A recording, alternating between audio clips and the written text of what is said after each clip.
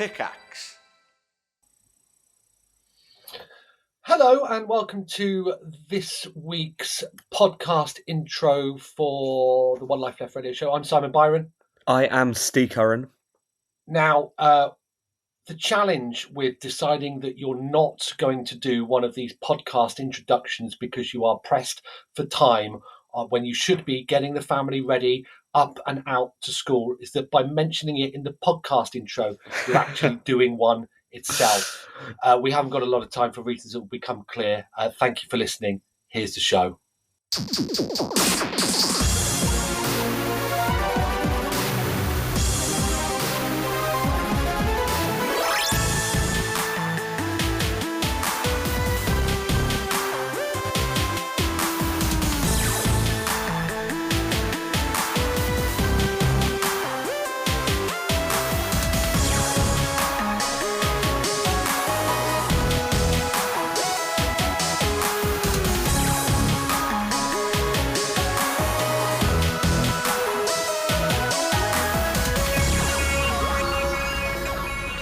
Hello, good morning, and welcome to One Life Left on Resonance 104.4 FM. My name is Steve Curran. Hello, I'm Simon Byron. And of course, by good morning, I mean good evening on Resonance, but again, morning where Simon and I are. It's too early, Steve. It's too early. I don't like this new routine, but unfortunately, my daughter does appear to like this new routine. How's it going then? Oh, disastrously, Simon.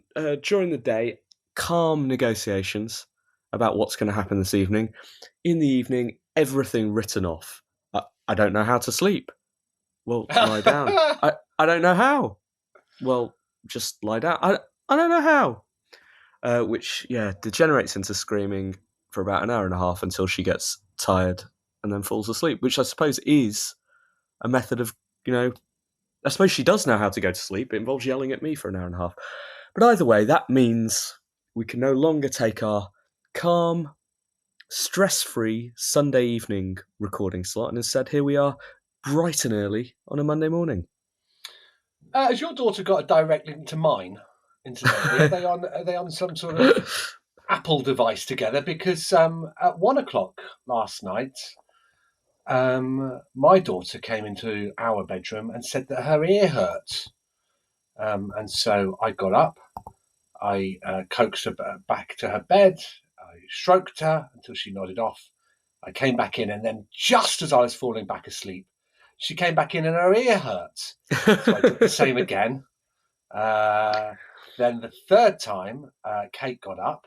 And then the fourth time I got up, and then I really struggled to get back to sleep again. So I'm not in the best of spirits this morning, Steve, I'm afraid. Do you think they are A/B testing being annoying? I hope that this isn't it. I mean, I don't know. I mean, look, ordinarily I don't mind recording first thing on a Monday. It does mean that I can have a booze on a Sunday if I want. If we're not recording the radio show, because I do need to keep the two separate, because of that time I had to do some substantial editing, and we're using some more software now, which makes it a little more difficult to remove things that I shouldn't say about the games industry and the companies within it. Yeah, so I suppose that's the first place for us to apologise, apart from to each other, is to say sorry to those of you who tuned in last night on the Discord at 7 p.m. to see the live recording of this show. That wasn't possible, and I haven't posted the link in the Discord this morning because no one's going to be up now, are they? No one will be up. They're all soundly sleeping. We should pop round and just whisper in their ears. Theoretically, all being well, next Sunday, we'll post the link in the Discord, and you'll be able to join us for the live recording of One Life Left. And you won't hear anything gossipy because Simon won't have been drinking. Hey, it's going to be a good show, Steve. I can tell you that because a bird has just pooped on the shed door. Oh, what a lovely early morning poopage. activity. You wouldn't get that late at night. You wouldn't be able to see it because the nights are drawing in. Simon. Last time I got pooped on was the day that I won an award. So what's going to happen today? Today's going to be a good day. Last time I saw a chap get pooped on by a bird was was at Develop. I was chatting to a guy from Oculus, from Meta. Nice conversation, and and then I was hastily thinking of what VR games I could pitch, and never got a chance. I really hope he got pooped on the legs, and that's why the avatars didn't have them for ages, because it was too traumatic. Oh my goodness! Because you want to escape into the virtual world. You don't want to look down and just see hazards, do you? Did you? Is the legs thing going to make it into the news section of One Life Left today? It's not, Steve. No, it's a leg-free zone. Okay, might talk about that later on when we are filling for the lack of music or otherwise in the show. But yeah, I once again have not done my research because it's early on a Monday morning. I assume you have. I have done, Steve, and actually this morning. So I did do in prep for the show last night. But when I woke up this morning and had a look on the old Twitter, something happened overnight, so we can put that in and stay relevant. Amazing. I've set up the jingles, and theoretically they shouldn't break this week. So, brave new world of One Life Left season 1 billion or whatever we're on. Should we try the news jingle then? Let's do it.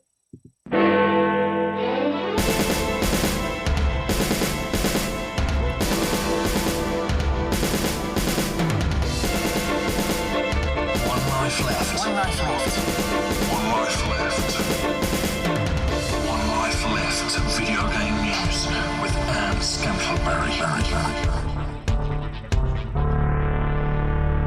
It's a god-awful time in the morning where we are. We hope where you are, it's not. Here's news story number one. From VideoGamesChronicle.com. CD Projekt has detailed how players can transfer their Cyberpunk 2077 save files from Stadia to PC and consoles, following the news that Google is closing its game streaming platform. By following this guide, which I'm not going to hyperlink to audibly, players can transfer their save files to PC using Google Takeout. They will then have the option to use cross progression on any of the PC platforms and sync it with a GOG account to transfer their progress to consoles. Assassin's Creed maker Ubisoft, Destiny Studio Bungie, and Hitman developer IO Interactive also recently confirmed they're working on ways to transfer player accounts from Stadia titles. Google announced last week that it plans to shut Stadia in early 2023. Stadia's general manager, Phil Harrison, admitted that the service hadn't gained the traction with users that the company expected following its launch in November 2019. Google will be refunding all Stadia hardware purchases made through the Google Store and all game and add-on content purchases through the Stadia Store, Harrison said. Players will continue to have access to their games library and be able to play it through till January 18th, 2023. That was by Tom Ivan on VideoGamesChronicle.com. So we didn't mention that Stadia had shut down, Steve, in our return last week, mainly because I don't think we were surprised. It was still pretty big news, though. I think the speed in which it seemed to unravel. And I have to say, I think business model aside, it's a shame because technology, when it works, was really, really good. You have a Stadia, don't you? I've got two. I did have two Stadia. I smashed one up for a joke on the internet the week before last. They're surprisingly difficult to smash up these controllers. It took 20 minutes to include a smashed Stadia controller in a photo on the internet. A joke which literally no one spotted. When was the last time you used your Stadia? Not the smashed one, the other one. Yeah, I mean, it was a long time ago.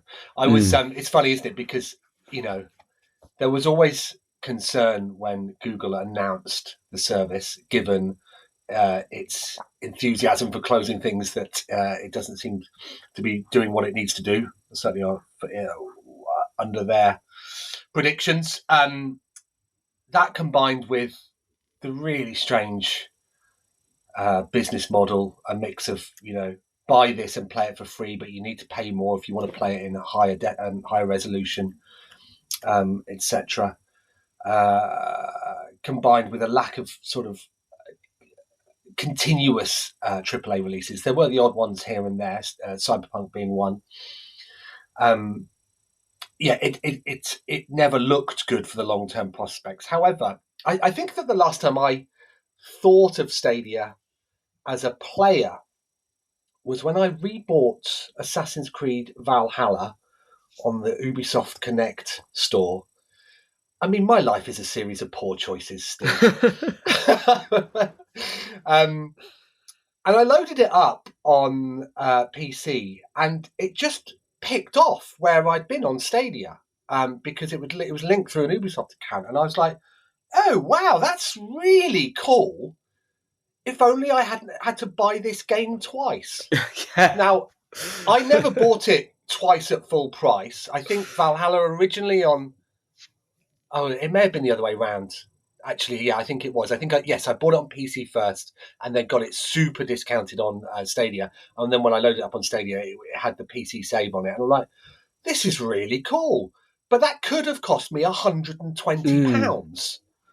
Yeah, if you're buying a game twice, if you are choosing to buy a game twice, it is likely you care less about the save game issue and more that you're fine playing through it twice, right? Like, enough. You'd probably prefer a discount, probably prefer to get the game itself twice, rather than just have a save game there.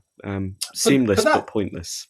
But that idea that you could, it has been effectively replaced by the Steam Deck now, but that idea that, particularly with Ubisoft games, you could log in for 5 minutes here and there and complete some of the busy work that they're setting for you just to pad the game time out longer, was very appealing. Now, I think I got Valhalla essentially for free. I think it got discounted in a sale to a tenner, and I was given a £10 voucher by Google at some point. So the thing is, despite the fact that, from a convenience and technology point of view, I'm disappointed that Stadia has gone.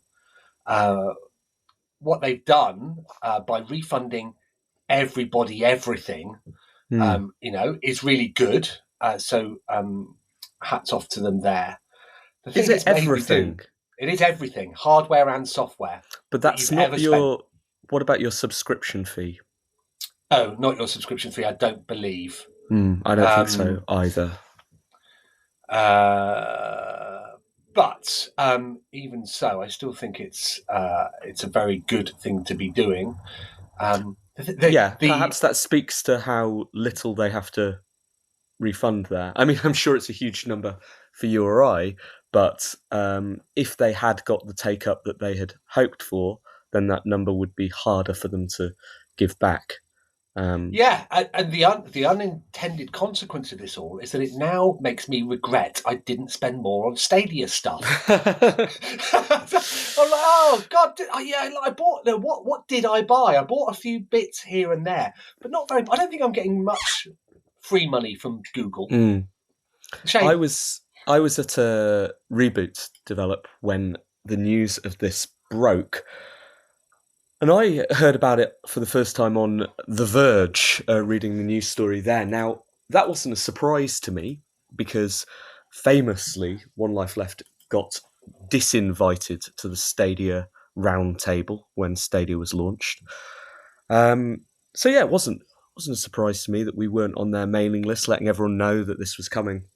However, it was a bigger surprise to several of the devs who I was with, who were working on Stadia games, who also found out via The Verge. And this was apparently not unusual. No one got to know.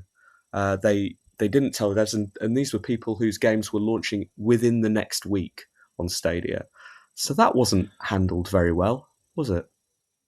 No, I mean, if it makes them feel any better, I can tell you that the Stadia staff didn't know it was coming either, because they were talking to me about doing some stuff with them the week before too. So yeah, but that said, and there's an awful lot of conversation these days about, what do you need to do to get your indie game covered by the press? It's very, very difficult these days. Back in the olden days, the press used to be gatekeepers and used to tell you what was going to be popular, and now often the media just reports on what's already popular. But what I've spotted over since the Stadia closure is that if you want your game covered by the press, get it cancelled on Stadia, because loads of sites have been talking. For example, the Splash Damage game Outcasters, which was a Stadia exclusive, loads of websites have been reporting on the fact that it's not coming to any other formats. Just have a little Google on those sites about when they've previously covered that game and whether they considered it to be important. And I can tell you 90% of those websites that are writing about the fact it's not coming to any other formats never covered it in the first place. We talked about launching a One Life Left console some time ago. Maybe there's a gap in the market now for us to do that, and then we could cancel it before launch, which means we wouldn't have to do anything, and that'd help out some of our friends, wouldn't it, if they were signed up for it? Yeah, absolutely. I can think of a few games I'd like to nominate for One Life Left console exclusives. All right, time for news story 2. FIFA 23's World Cup mode has accidentally leaked, enabling players to sample it ahead of its official launch next month.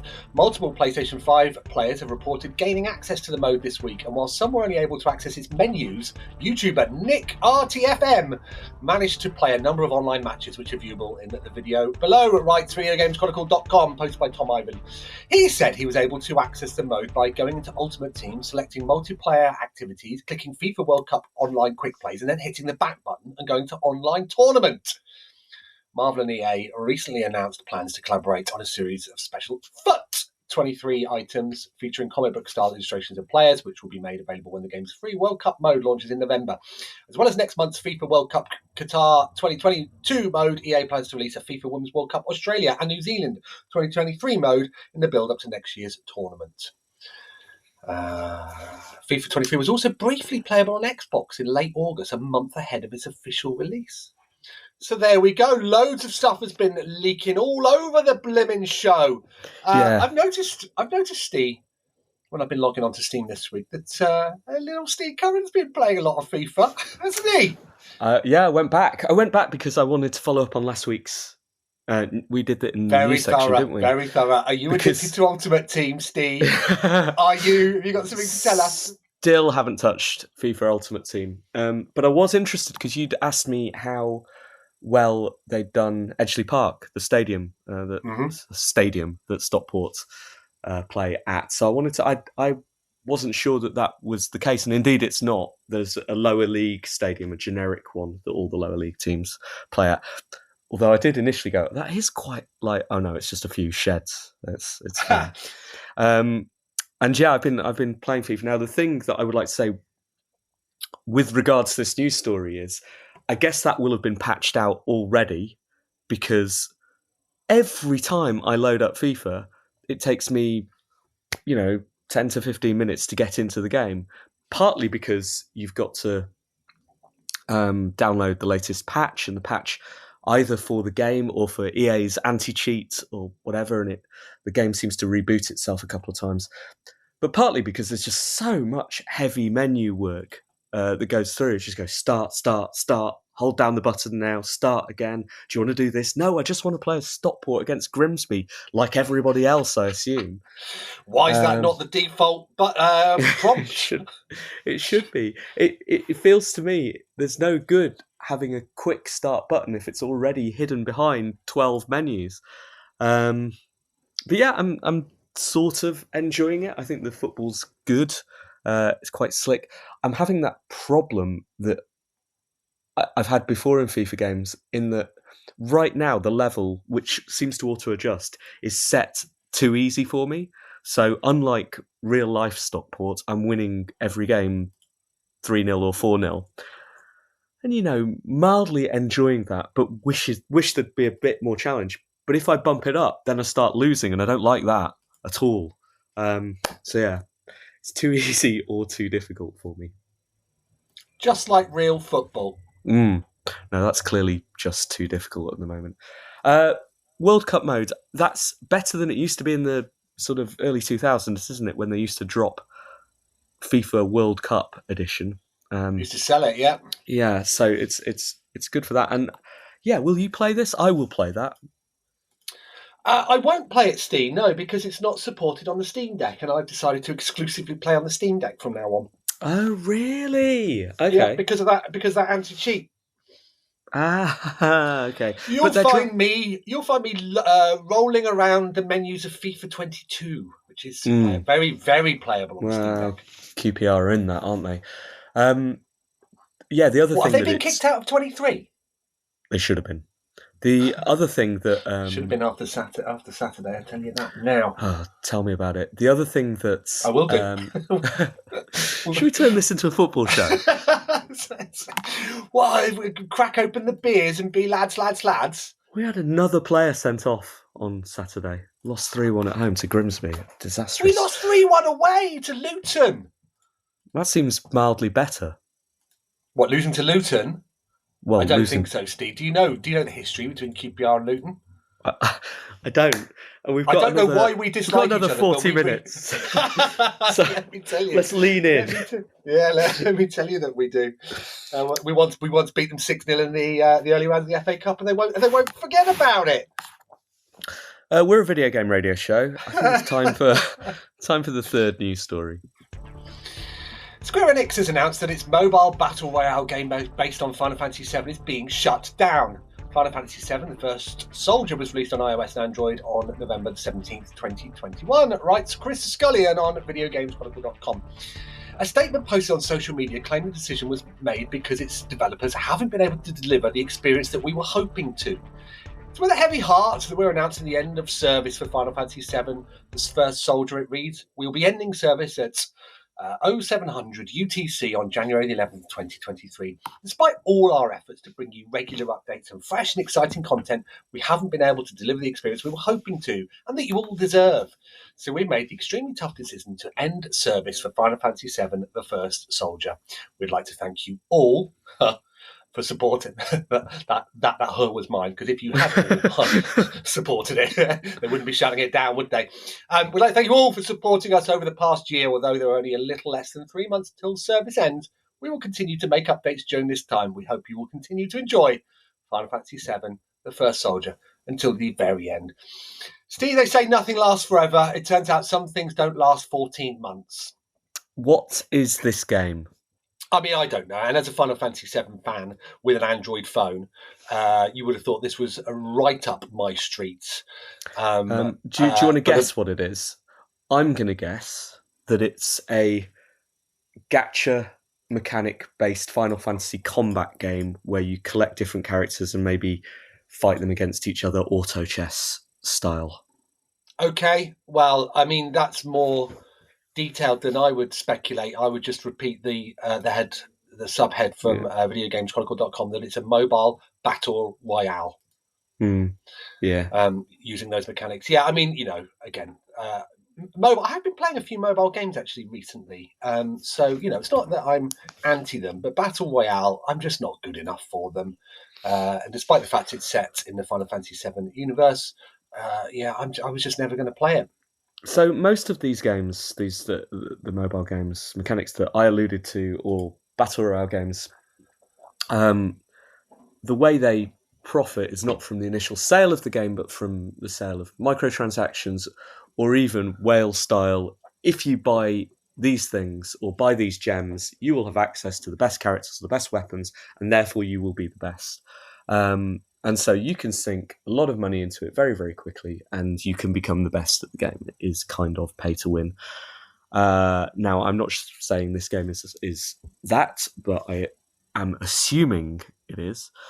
I guess when it's a very modern thing, isn't it, that you buy a game and then you receive the sad news that the company has taken the difficult decision to stop supporting your game.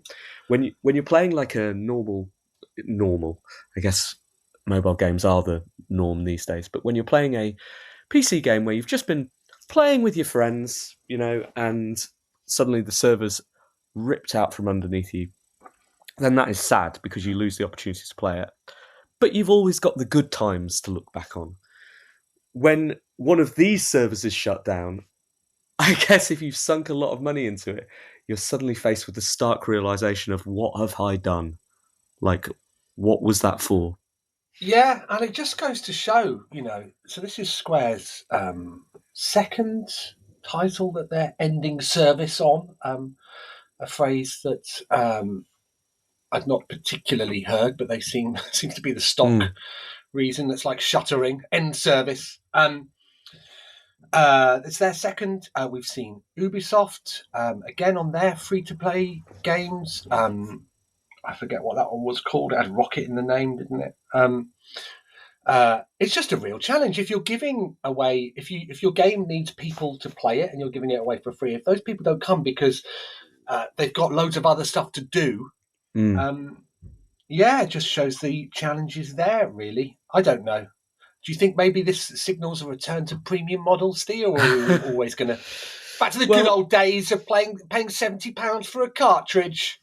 I do wonder if it is a problem that is very of this period of gaming and whether it will go away in the future. I wonder whether the idea that every single game that uses a server model has to run on its own server and can't run on other people's servers is, perhaps one of the things that maybe the metaverse is going to take care of, or just a more unified server model is going to happen. Or maybe, I know that or sort of consumers have fantasized about this in the past, that when a game is shut down, the company should be forced to release the server code as open source, or just release the servers so that other people can run them at their cost, which does seem fair, but obviously is a very difficult thing to legislate to force.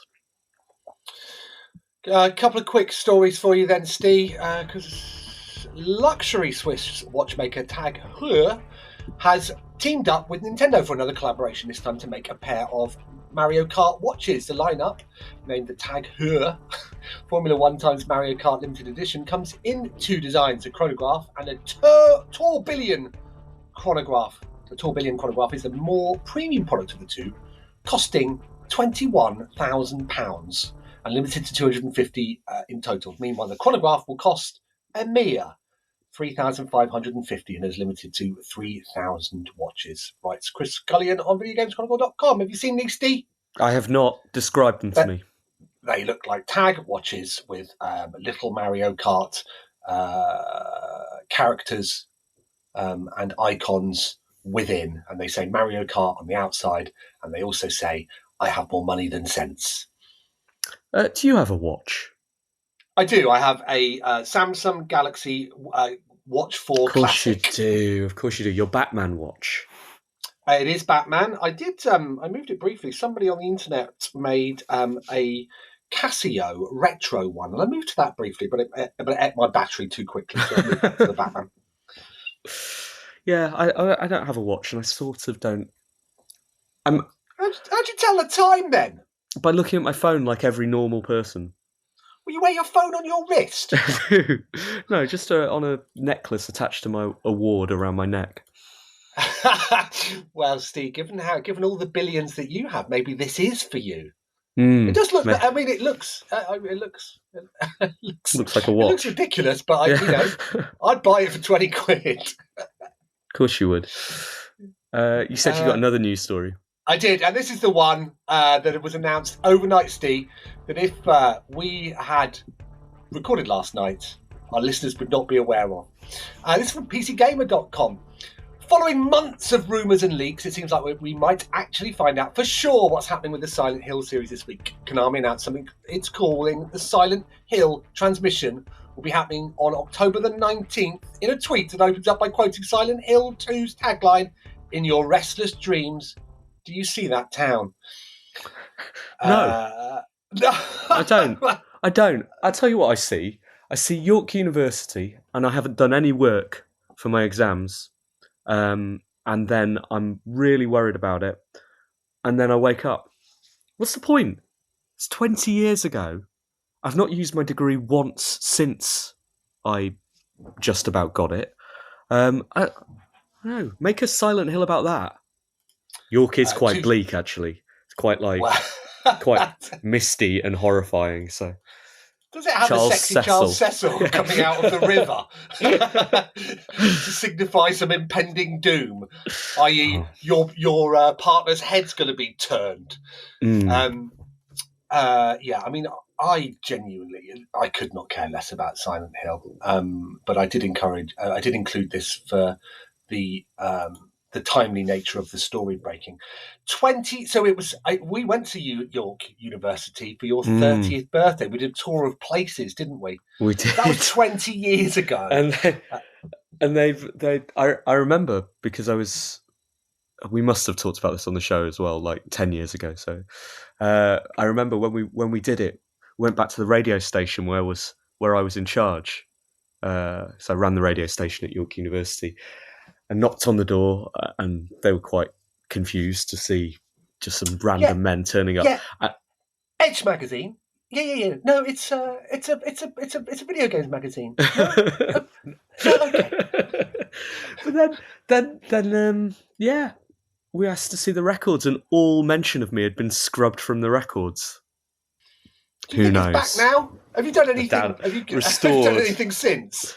Well, they do keep petitioning me to donate, and I'm like, well, do they? Yeah, they've tracked this is down. your opportunity to start flashing your cash around, and maybe donate cash if they name a wing after you, or something, or something like that.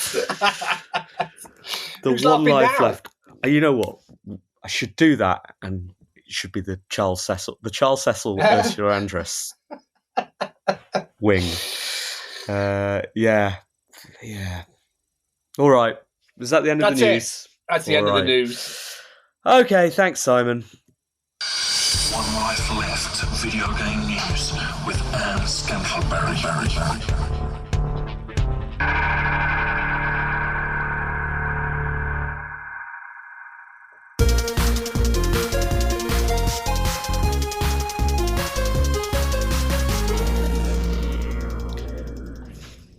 You're listening to One Life Left on Resonance 104.4 FM and on a podcast. www.onelifeleft.com is where you can download that.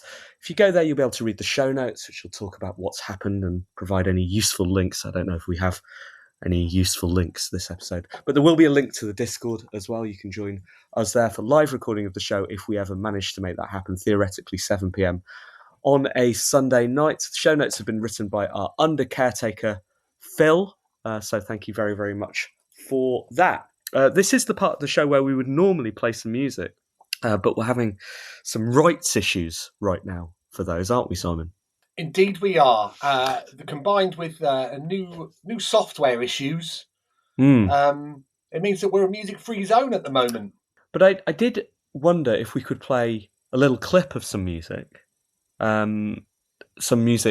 that's from a video game, in a new spot for the show that I call Simon Byron's Nostalgia Filler.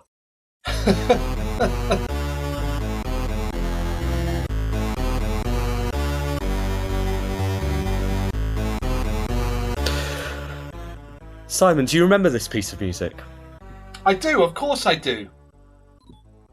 What is it?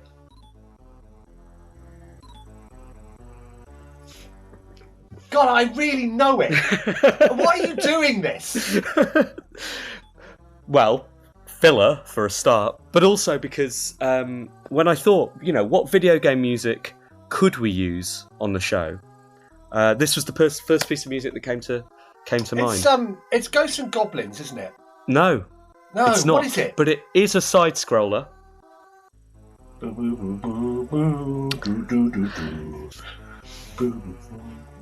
I'm going to be annoyed by this, aren't you? You're going to annoy me again. So, God, what a start to the week. I do know it, Steve. And everyone is shouting at home. I know they are. I'm playing a character now, Steve.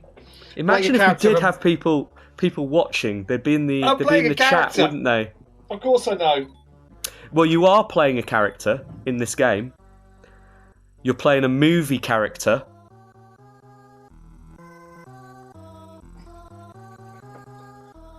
It's by Ocean. Yes.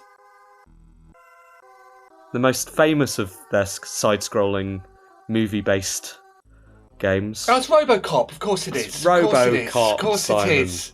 Of course it is. I was. God, what an awful. I'm sorry about that, everybody. That is RoboCop.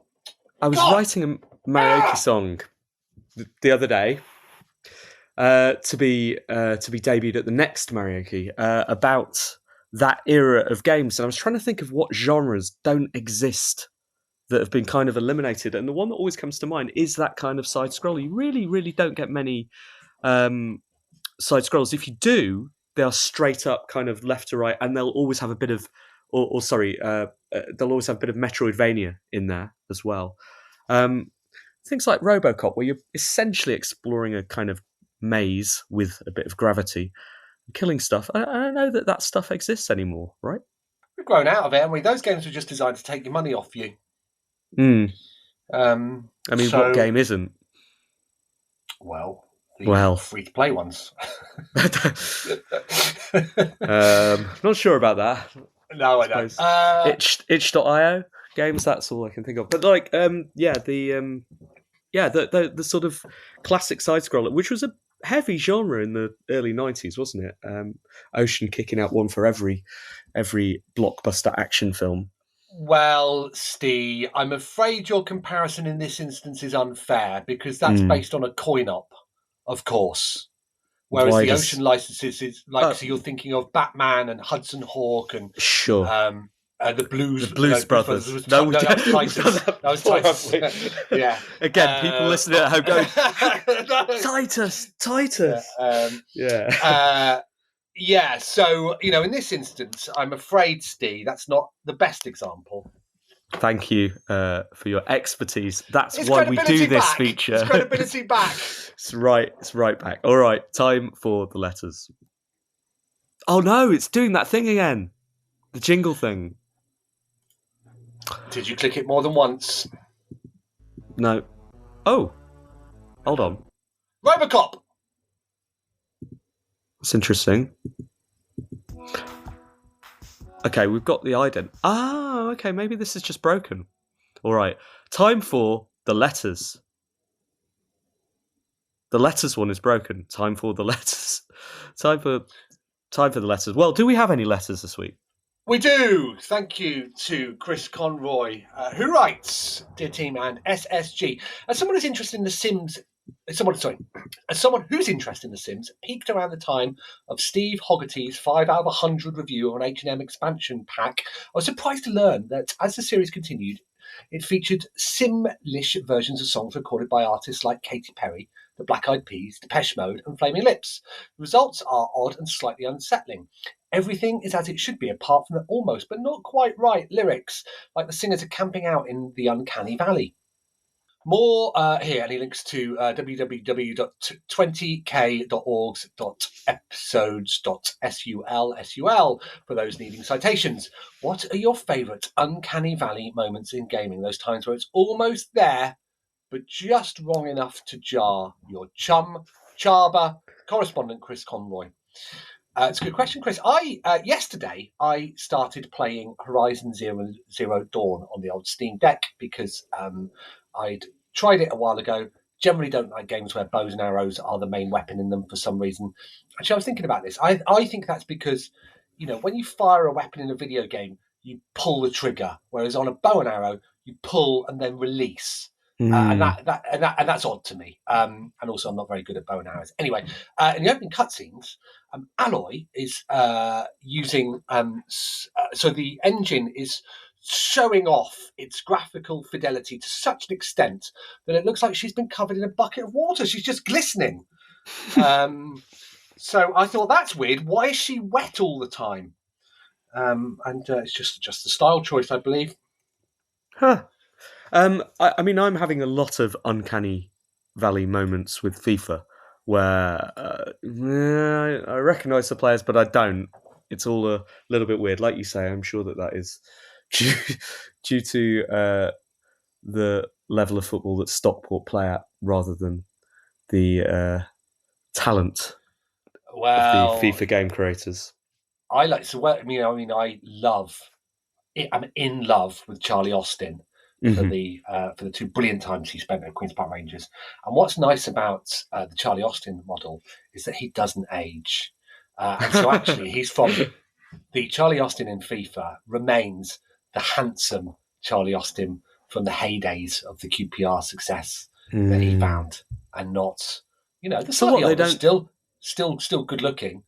I'm sure that they update all the Premier League players and all the rest of it, but Charlie Austin has not aged I see. And that's how he lives on in my memory. Do they? Because I haven't messed around. Like when I used to play football games, I used to just obviously make myself in the avatar creator and then put myself in the England team because there definitely have been no Stockport back then either. And then try and win the World Cup. Is the avatar creator in FIFA? Because I assume you've done this now. Is the avatar creator, is that what they use to make the football players, or is it bespoke to us? I don't know. It's been a long time since I had that dream, Steve. I'll be doing it. I will be doing it for the World Cup mode when that unlocks. Chris, I hope this answers your question by referring back to a news story that we've already dealt with. Have we got any more letters? Oh, we do. We have one in the Discord at least. Yes. Are you going to dig it out? I'm in the process of digging it out right now. Hello, team, writes Weaselspoon.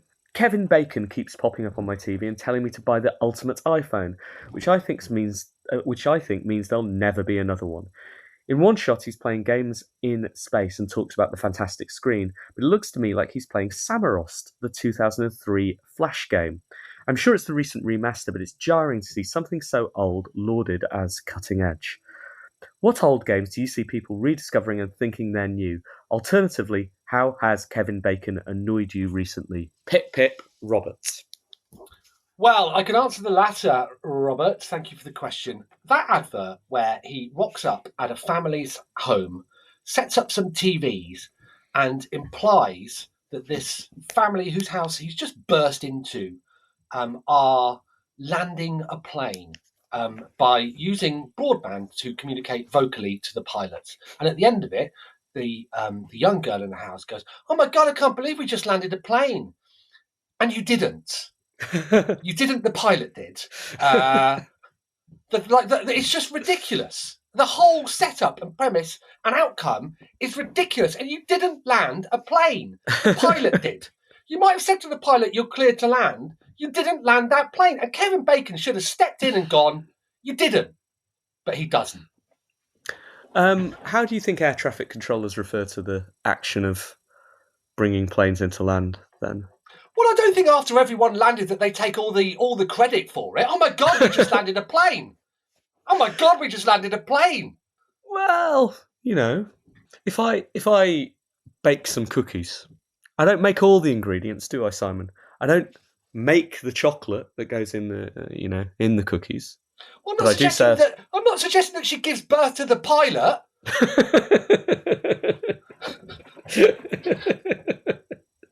I just think makes the plane. Exactly.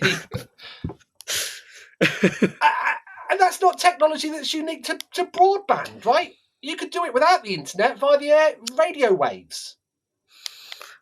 I hope this answers your question, Robert. I think that's the point of his question. He's furious about it too.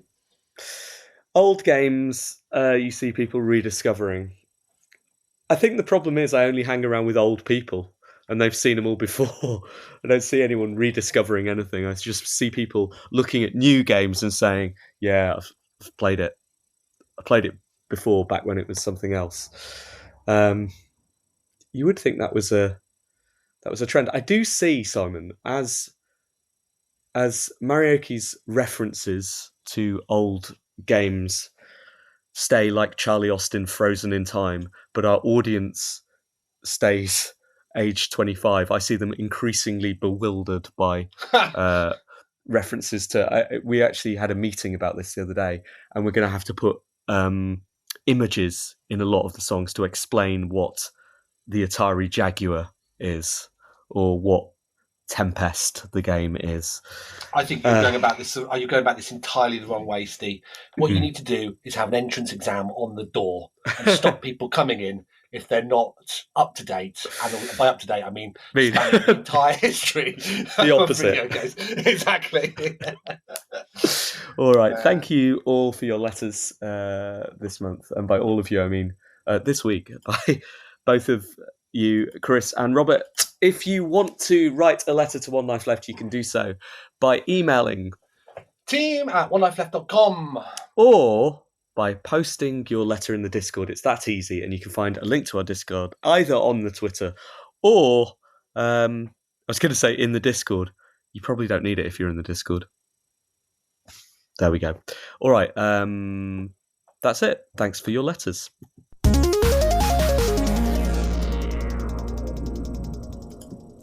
Yeah, so the jingles are back working again then, Simon. Oh, it's nice to hear them again, isn't it? High risk, this new studio we've got. Who's the I was just going to ask if the jingle's broken for the letters. Who did the letters jingle? Was that Parko? It was not Parko. That was Nick. He did the news. Parton, I think. Okay, right. Let's ask him to do it again. Yeah, I'm nervous to see whether the review's intro music will work as well, but we'll see later in the show. We do have other things to play around with. Do something good, Simon. I'm over 50 and I've yet to manage that.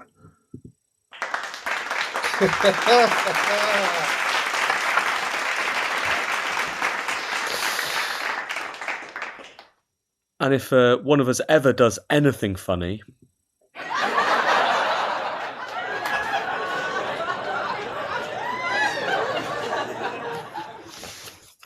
you had to blow the dust off that, didn't you? Absolutely. So yeah, I mean, there's plenty of features we can play around with over the next rest of our lives. One of the major ones, of course, the reason we transition to this software is because we should be able to bring in guests. Now, probably not at this time on a Monday morning. Oh, come on. There must be other people in the same situation as us, mustn't there? We can just... Well, Charles won't be. He'll be having his morning swim in the River Ouse. No, it should be good, though. What will they be able to do? Will we be able to see them? Yeah, absolutely. They will just be in the studio like us. We also will have, as I said, an audience. I'm not sure whether we see all the audience. I hope not, because I don't want to see their disappointed faces when they see us. No, but we could just keep playing that laugh thing over and over again to make ourselves feel better. That's true. Or...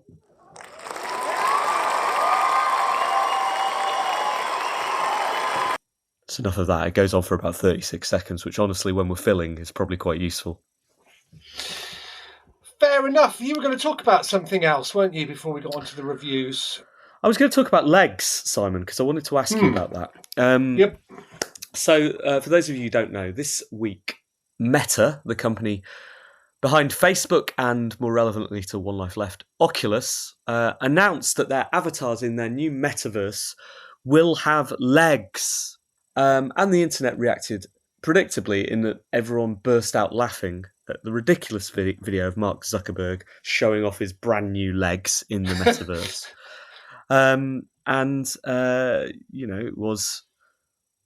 It was the biggest tweet of the day, wasn't it? With people quote tweeting, trying to make jokes of it. But someone, I think it was V21 on Twitter, tweeted, "You can't mock that tweet. There's no point. It is the original tweet is so pure, and you read it and it seems funny. Legs, and there's a picture of Zuckerberg doing this. And what I wanted to ask you, as someone with a background in PR, is did they know what they were doing when they tweeted that? You would hope that they must have. I mean, how else would you imagine the strategy meeting? Guys, get around, come in, close the door. Yeah, thank you. Right, big news, legs. How should we communicate that? And somebody will be thinking, well, let's sail a giant pair of legs down the River Thames on a barge. We could send some legs to influencers. We could do that and then get them to unbox some legs live on air. Or we could do a survey about, how in the age of the pandemic, no one knows what legs look like anymore because they're all on video calls. And that's, that actually youngsters have never seen the legs of their grandparents. When asked to draw some legs, exactly, 77% of people didn't even know how many legs there were.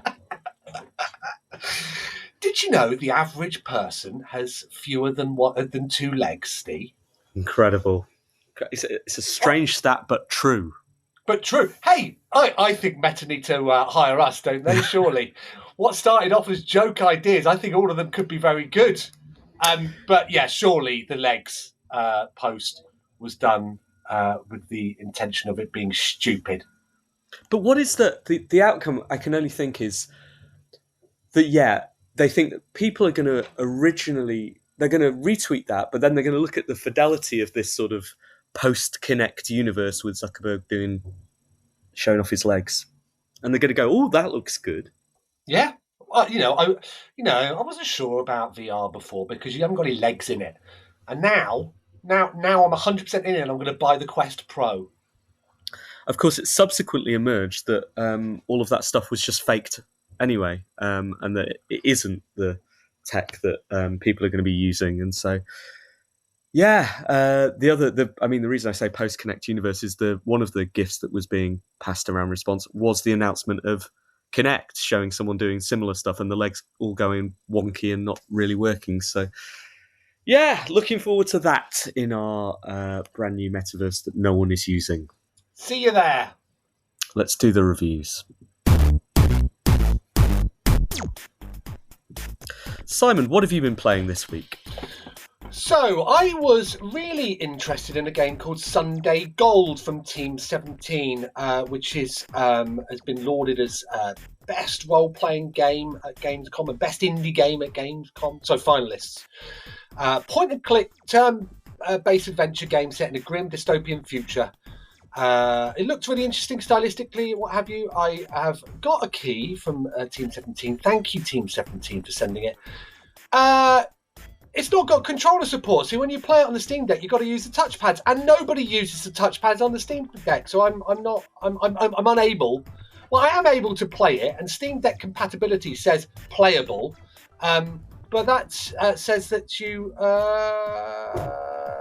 have to use the touchpads, as far as I can see. So, yes, I haven't been able to look at that. Instead, Steve, I finished a game called Tinykin from Tiny Build, developed by Splash Team. Tinykin is a 3D platformer. Sorry, I should say the Sunday Gold is probably a 7 out of 10. It looks cool. Check it out. I will try and get it working in some form. Tinykin is a cute 3D platformer where you are a traveller who crash lands on Earth, and you're tiny, and you need to find a way of sort of getting back to your home planet. It's super charming, really easy, and it's probably best described as a Pikmin platformer. You go around collecting these tiny creatures, which then you can then combine to either create a big platform or enable you to throw exploding things or what have you. But they all follow you around until you use them, so you end up with this collection of sort of cute characters following you everywhere. You can't die in it, or if you do die, like if you fall into some water, you just immediately go back to where you fell off, and so it's super easy, really straightforward, has some wonderful locations and some pretty straightforward puzzles, and I was able to finish it in about 4 or 5 hours, which is absolutely perfect for me. So yeah, if you're after a bright and breezy, cute Pikmin style platformer, thoroughly recommended. 7 out of 10. When you started by talking about a game that is not compatible with joypads, I thought, well, that's a great lead-in to the game that I've been playing, which is Trombone Champ. Oh, okay. Again, I would have bought that, but apparently it's not very good on the Steam Deck. Right. So I would have bought that a couple of weeks ago, but everyone was going on about it, so I didn't want to. Right. Yeah, which is, I don't know, it is generally a thing that I a mental thing that I go through, which is everyone else has already made up their mind. I don't want to be part of that zeitgeist, and I'll wait until things have cooled down and then I'll play it. So listeners to the show may have seen pictures of Trombone Champ. It's a rhythm action game where you play a trombone, which sounds ridiculous, and indeed that is the appeal. Firstly, because it is a silly idea. Secondly, because if you play a trombone badly, it sounds funny. And so to have, a series of songs in there like God Save the King, or it's mostly God Save the King that I've been playing. And there's a reason for that, because I'm very, very respectful to the monarchy. And lots of other free to license songs. When you play it badly, it sounds bad and it sounds funny. And obviously, that's a great thing in these days where, like Simon was saying, post a period of time where games journalists told people what to play, with people discovering things and games journalists then echoing that, what you want is a game that goes viral, and so it was for Trombone Champ. So, knowing all about this, I decided to play it, see what it was like, and turns out it's really surprisingly good. Like, by good, I mean so well polished, so beautifully done, so funny. The story around it is really, really, really, really good. There's lots of secret stuff to discover as well. There's a nice card collecting minigame, and it's just well written. What I can't really comment on is how good the actual game is to play, because it's really, really hard to play with a trackpad. I don't have a mouse for my games PC. I just have a remote keyboard. So we're playing on that, and it's testament to how fun the game is anyway that I've been trying to play it with a trackpad, but it's just a bit cumbersome. Which is why I've only been playing, really, God Save the King, because it's quite slow and it's possible for me to have a bit of a fun gameplay experience with that. But yeah, really, really recommended. They are going to update it to include controller support. I believe that's imminent. So you'll be able to play it on your Steam Deck, and I'll be able to play it with a joypad. I'm looking forward to going back to it. 7 out of 10. Good stuff. All right, I will be on board. It does look like fun.